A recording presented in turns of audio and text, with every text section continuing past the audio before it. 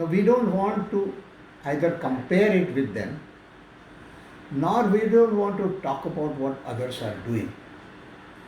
I am restricting myself to a very simple methodology for the common person given by Bhagavan Sri Satya Sai Baba. That's my whole purpose here. What Baba is trying to tell us, which I have understood, that is what I am interpreting, is that meditation is not what you do. You do the process leading to meditation. So Baba says, I will say Baba says here first time, after that I will not say. So Baba says there are 3 steps leading to meditation: concentration, contemplation, and meditation. That meditation we don't do, it happens. In other words, we are making every effort to reach a particular level, particular stage. And what we are actually doing is that the mind, which at the moment is always gets attached to the externals.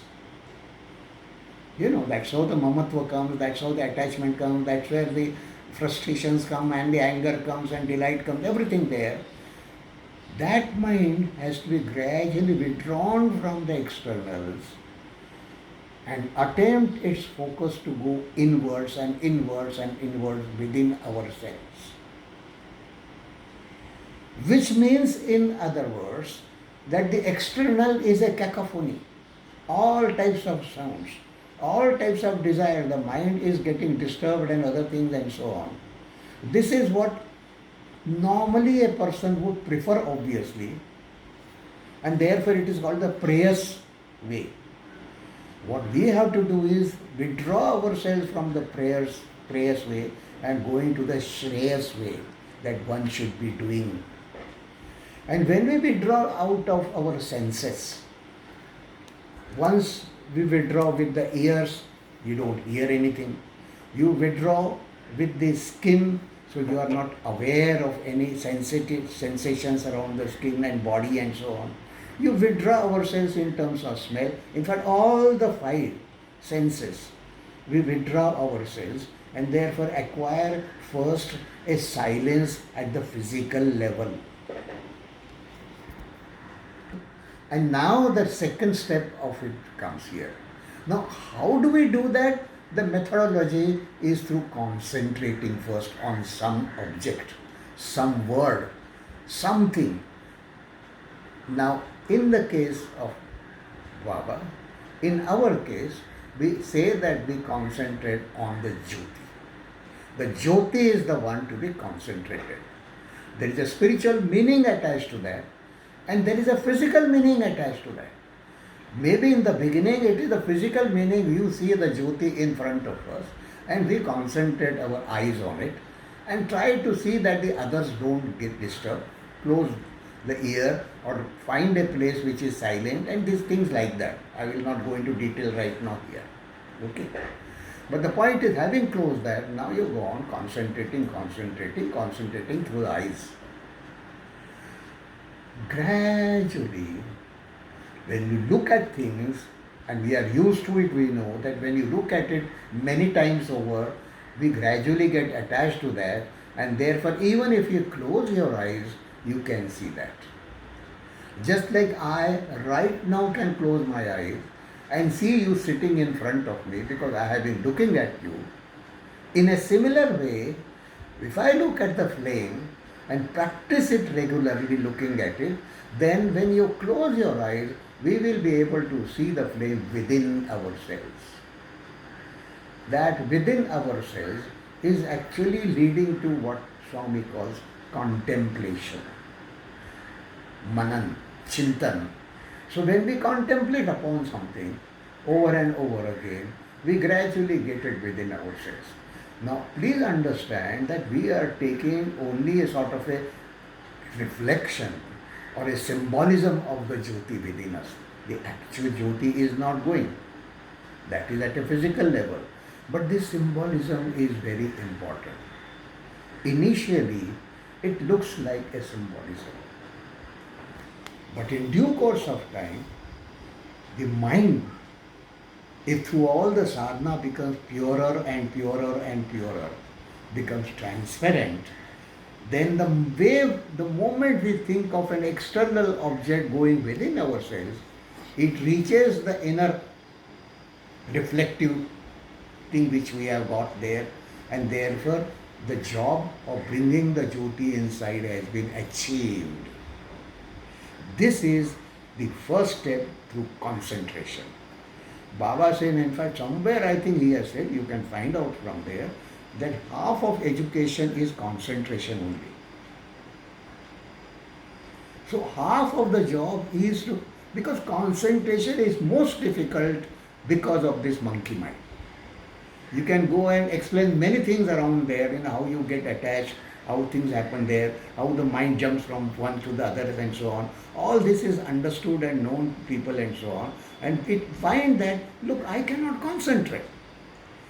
The moment a cricket match is going on and you are at an excited stage, then you are concentrating so much that you don't, sometimes you are eating the food as they say, or nowadays they are looking at the mobile and the lady is eating, and so if you put something else there, she goes on eating. That is what is happening.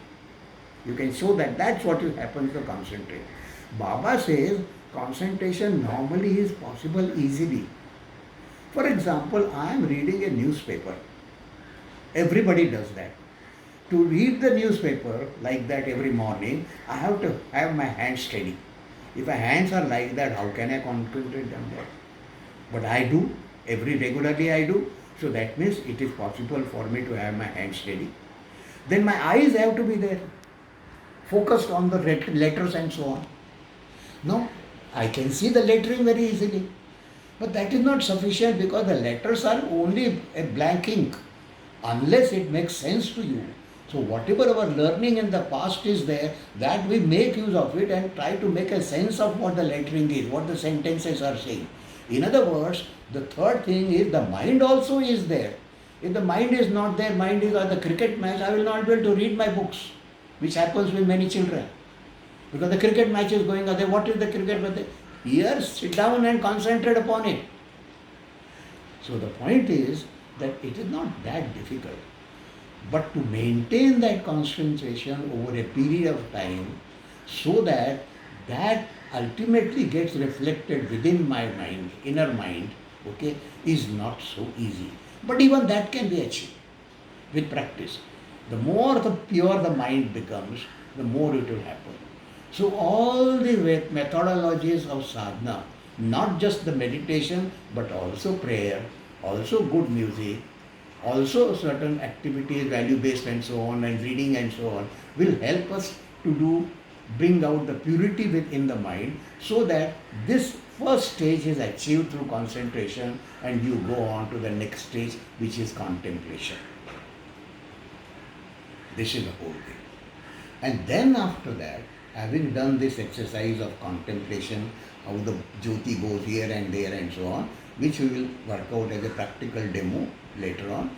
But having done that kind of thing, you now come to a certain stage where you are done everything that is possible, but that also is not in reality.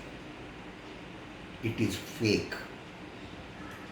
And therefore, actually, what happens in reality is a split-second thing, a quantum change actually, where you really completely forget about any noise, anything around you and so on. That means there is a complete silence of everything, even of the mind, not only of the body and the senses, but also of the mind. And that particular stage happens as a flash. And that is true meditation. This is the thing. So that stage of meditation is a quantum change, because once that happens, you are not there. It is a question that had been asked by the guru of